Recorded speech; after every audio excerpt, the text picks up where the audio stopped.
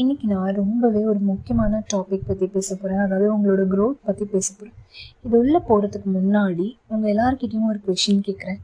நீங்கள் உங்களோட செல்ஃபுக்கு ப்ரையாரிட்டைசேஷன் கொடுக்குறப்போ உங்களுக்கு ஒரு கில்ட் ஃபீல் வருதா?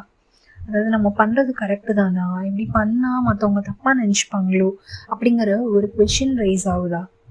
இன்னும் புரிகிற மாதிரி சொல்லணும் அப்படின்னா, நிறைய விமன் என்ன பண்ணுறோம்னா, க்ரோத் மைண்ட் செட் அப்படிங்கிறது ஒரு ஹாப்பி ஃபீலை கொடுக்கும் அப்படின்னு நினச்சிட்டு இருப்பாங்க.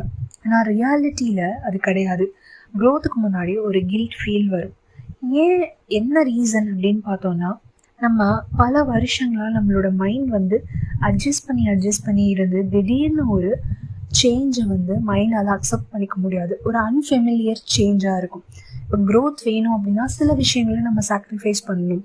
எக்ஸாம்பிள் இன்னும் டீப்பாக சொல்லணும் அப்படின்னா, வெரி ஃபர்ஸ்ட் டைம் நீங்கள் யாராவது ஏதாவது கேட்குறப்போ நோ அப்படின்ட்டுன்னு ஓப்பனாக சொல்கிறப்போ மனசுக்குள்ளே என்ன ஆகும்? அச்சோ, நம்ம புதுசாக இந்த மாதிரி சொல்ல ஆரம்பிக்கிறோமே, அவங்க ஹர்ட் ஆவாங்களோ அப்படின்னு சொல்லிட்டு உங்களுக்கு தோண ஆரம்பிக்கும்.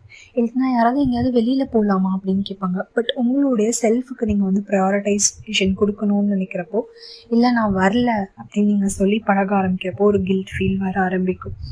ஸோ இந்த மாதிரி நீங்கள் சொல்கிறப்போ இது செல்ஃபிஷ்னஸ்ஸா இல்லை நம்ம தப்பு பண்ணுறோமோ அப்படின்னு தோணுச்சுன்னா, இது தப்பான சைன் கிடையாது. நீங்கள் கரெக்டாக தான் பண்ணுறீங்க அப்படிங்கிறதுக்கான ஒரு சைன்னு நீங்கள் புரிஞ்சுக்கணும்.